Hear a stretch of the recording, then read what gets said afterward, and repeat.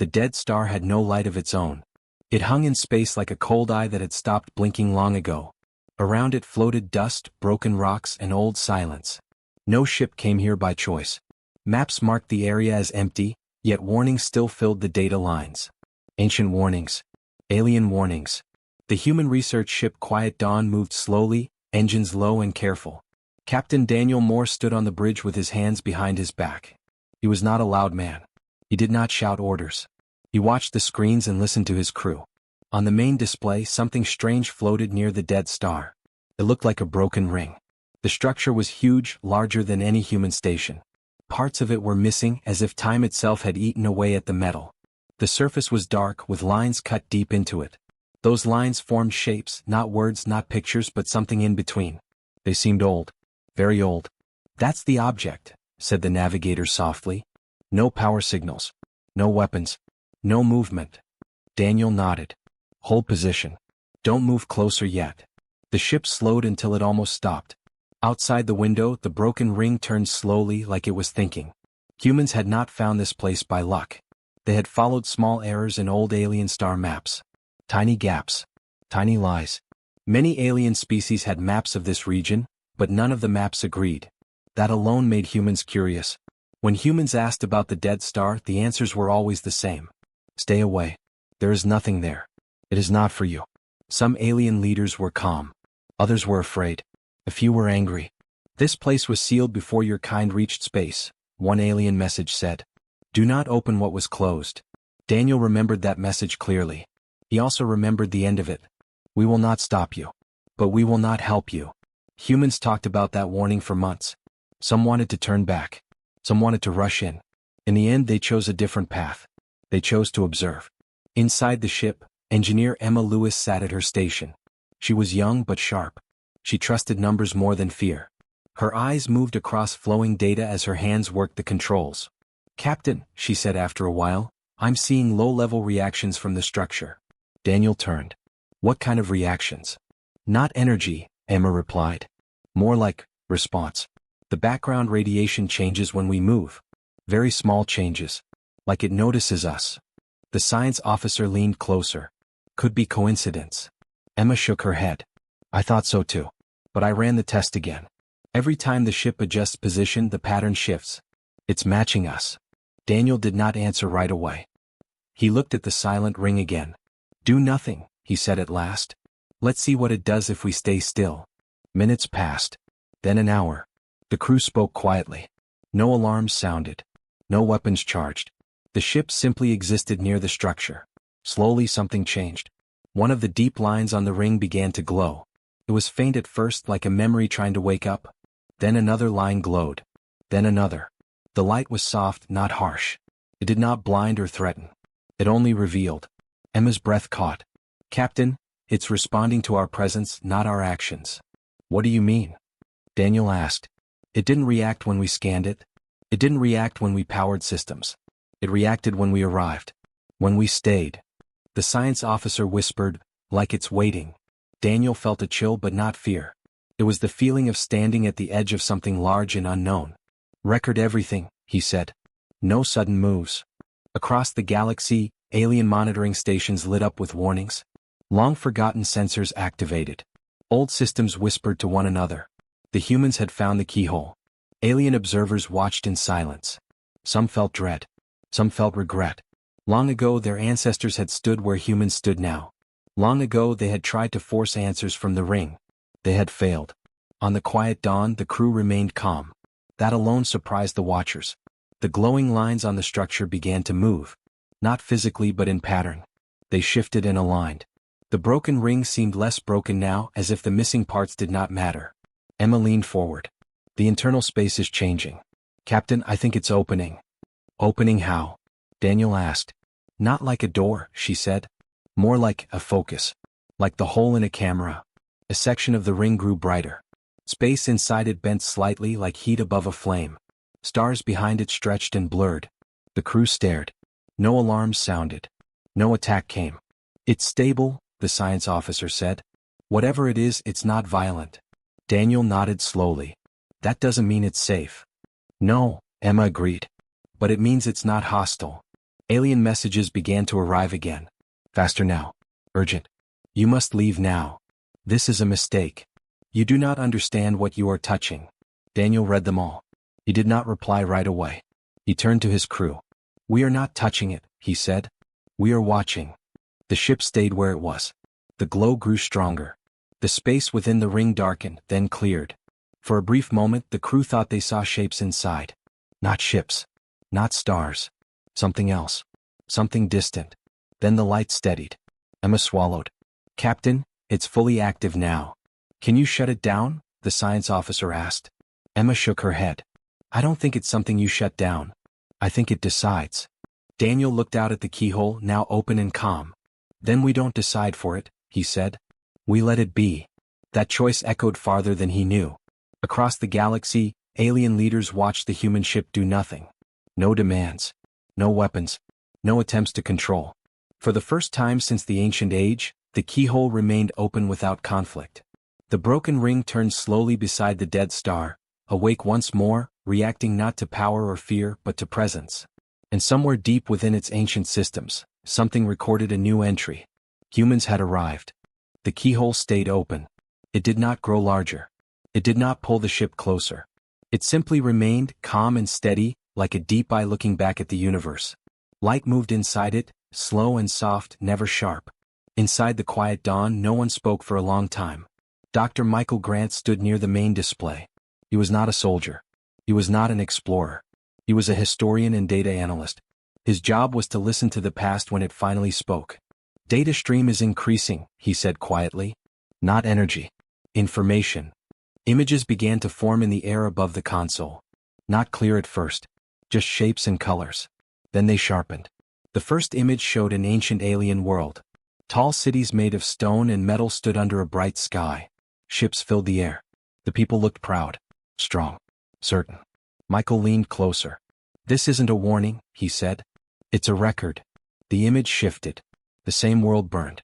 The cities were broken. Ships fell from the sky. The people ran. The image faded, replaced by another. Another species. Another world. Different shape. Different sky. The same result. Power. Growth. Control. Then collapse. The room stayed silent. No one needed to explain what they were seeing. They used it, Emma said softly. Didn't they? Yes, Michael replied. They tried to. More images followed. Species after species. Each one found the keyhole. Each one tried to command it. Some built weapons. Some built empires. Some tried to lock it away for themselves. Every story ended the same way. Failure. The keyhole did not attack them.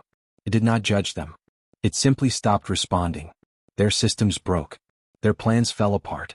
Their societies turned inward and collapsed.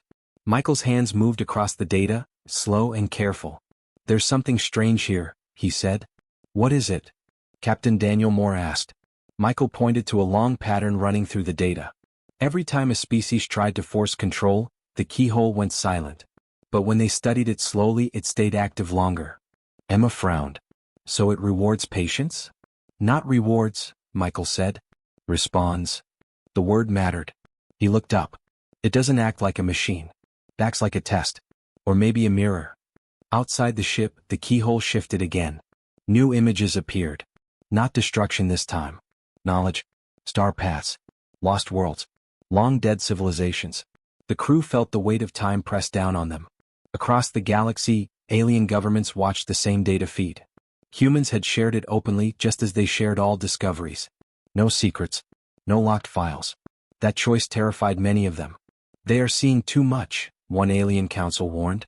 They will want to use it, said another. They will fail like we did. Old fear returned. Old shame. Messages arrived on the quiet dawn. More direct now. You must stop. You are repeating history. This knowledge destroys. Daniel listened. He read every message. He did not argue. We will continue, he replied at last. But we will not rush. That answer confused the aliens. They were used to two responses. Obedience or rebellion. Humans chose neither. Days passed. The crew worked in short shifts. No one stayed too long near the keyhole. No one pushed it. When the data slowed, they waited.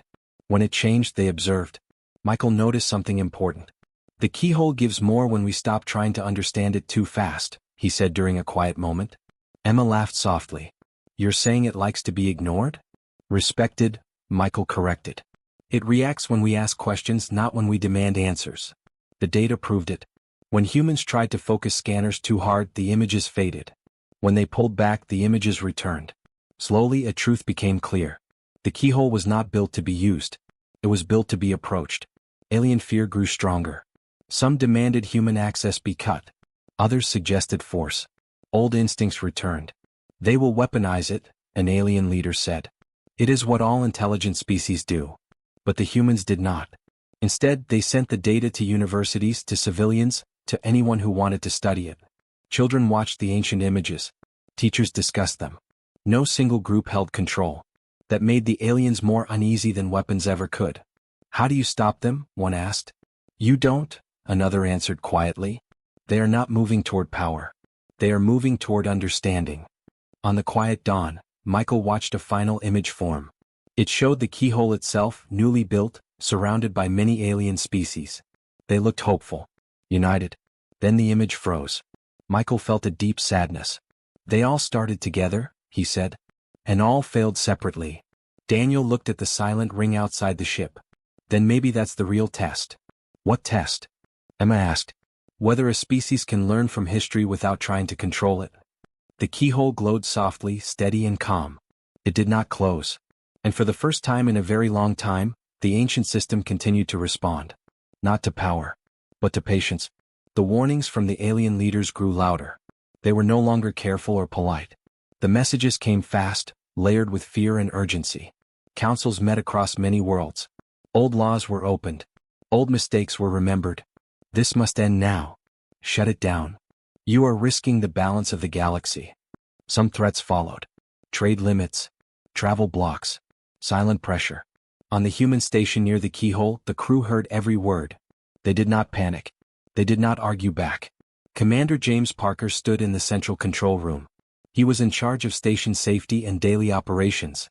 He had learned long ago that calm was more useful than force. Continue normal work, he said. No sudden changes. The station was not a war base. It was a shared research platform built quickly but carefully. Scientists, engineers, and pilots from many nations worked side by side. No one wore armor. No weapons pointed outward. During a scheduled test, the keyhole reacted in an unexpected way. Lights across the station flickered. Then went out. Alarms began to sound, sharp and sudden. Power drop on deck 3, someone called. Communication lag, another voice said. Commander Parker raised his hand. One voice at a time, he said calmly. The alarms did not mean disaster. They meant imbalance. The keyhole is shifting its output, Emma Lewis reported from engineering. It's not attacking. It's adjusting. But our systems can't match it, a technician said. Then we adjust, Parker replied. Step by step. He ordered non-essential systems offline. He rerouted power manually. Teams moved through dark corridors with hand lights, talking quietly as they worked. No one shouted. No one ran. Dr. Michael Grant watched the data flow even as screens blinked on and off. It's reacting to our test parameters, he said. We pushed too fast. What happens if we stop? Parker asked. Michael hesitated. Everything. Then stop, Parker said. The test was ended. All commands were pulled back. The station went silent except for life support. Outside, the keyhole dimmed. Then steadied. Power slowly returned. The alarms stopped. The station lived. Alien observers watched closely. They had expected chaos. They had expected fear, blame, and control. Instead, they saw cooperation. Engineers shared tools. Scientists admitted mistakes openly. No one tried to hide failure.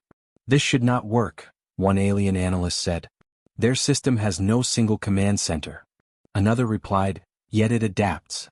When power was fully restored, Commander Parker addressed the crew. We made an error, he said. We learned from it.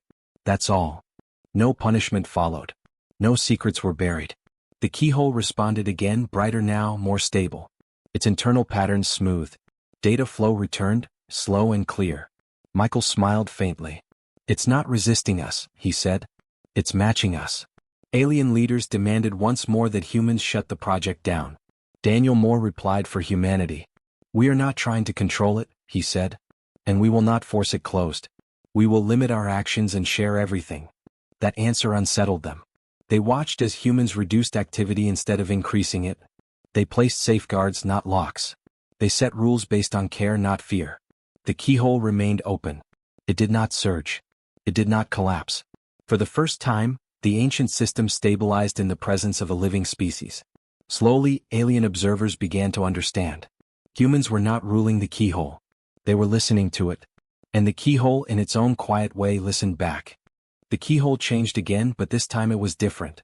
There was no surge of light. No system failure. No warning. The change was quiet, almost easy to miss. Data patterns that once flowed in smooth loops began to pause. Small gaps appeared, then closed again. Emily Carter noticed it first. She sat alone in the analysis room, eyes fixed on long streams of numbers and shapes. Emily was a systems analyst. Her job was to find order in complex systems. She trusted patterns. Patterns always existed. Until now. These projections don't match, she said softly. Dr. Michael Grant looked over her shoulder. What doesn't match? Emily pointed. The keyhole's prediction models. They're rewriting themselves. Michael frowned. Rewriting how? They're failing, she said. Not crashing. Failing to predict. That word spread quickly through the station. Alien scientists watching from afar froze when they saw the same data. Ancient systems built into the keyhole had always predicted outcomes. That was its purpose. It measured behavior, projected futures, and responded based on expected paths. But now the projections kept breaking. Emily ran deeper tests. She compared human actions with previous alien records stored inside the keyhole. That's it, she said at last. That's the difference. What difference? Commander James Parker asked. Emily took a breath. All previous species followed fixed response paths. Their choices were based on rules, hierarchy, control. And humans? Michael asked. Emily smiled slightly. We don't. She pulled up a recent log. During a minor system fault, a junior technician had overridden protocol to help another team. According to rules, it was wrong.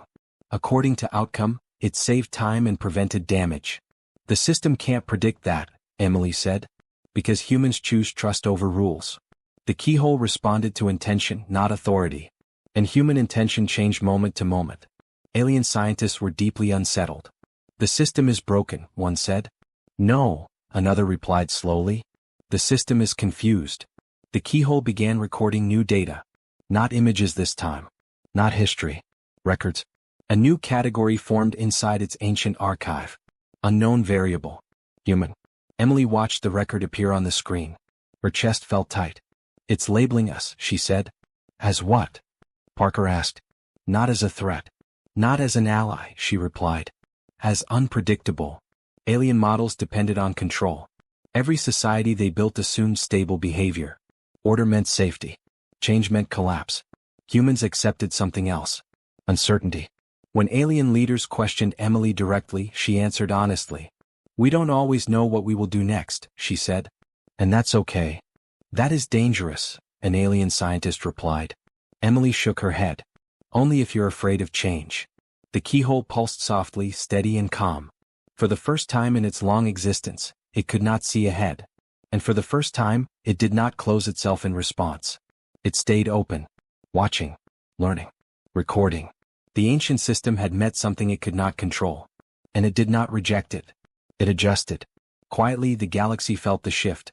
The keyhole stayed open longer than anyone expected. Days turned into weeks. The ancient system remained calm, stable, and silent unless approached with care. It showed no new images. It offered no new knowledge. It simply existed, awake and aware. That silence forced a question no one could avoid. What now? Captain Daniel Moore stood in the observation chamber, hands resting on the railing. Outside, the broken ring floated beside the dead star, its soft light fading in and out like slow breathing. Behind him, the crew gathered. Not for orders. For a choice. We could keep studying it, one scientist said. There's still so much we don't understand. We could learn more, another added. Maybe change everything. Daniel nodded. Yes, we could. He turned to them. And what would that cost? No one answered right away. Dr. Michael Grant broke the silence. Every species that came before us thought they were ready, he said. They weren't evil. Just confident. Emily Carter looked at the data logs one last time. The keyhole doesn't fail us, she said. We fail ourselves when we stop questioning why we want more. Commander James Parker folded his arms. We can protect the galaxy from others, he said. But not from ourselves. That was the truth. Humans had proven something important. They could approach power without rushing. They could stop when others could not. But proving restraint once did not mean it would last forever. Daniel looked at the keyhole again. It trusted us, he said quietly. That doesn't mean we deserve endless access. The decision was not made by one voice. It was shared across Earth and its colonies. Civilians, scientists, leaders, and workers all took part. The answer was slow, careful, then clear. Seal it. Not destroy. Not claim. Not control. Seal. The process began with respect. No force. No locks forced into place. The humans reduced activity around the keyhole until the system responded. The light dimmed. The inner space smoothed. The broken ring grew still. The keyhole closed itself. Alien observers watched in disbelief. They are walking away, one said. Why? Another asked. Because they can, came the quiet reply. The station was dismantled piece by piece. Tools were removed. Records were shared one final time. Nothing was hidden. Nothing was kept for advantage. As the last ship prepared to leave, Daniel Moore stood alone on the bridge. The keyhole was dark now. Silent. Just a ring of ancient metal beside a dead star. Daniel felt no regret. Only understanding. Across the galaxy, alien records were updated. Earth, turning point species. Threat level, undefined. Risk factor, choice. Humanity was not feared for its weapons. It was feared for its ability to stop. The keyhole remained where it was, sealed and waiting. Waiting for a future it could not predict. And somewhere deep in its ancient systems, one final record remained active. Not a warning. A question.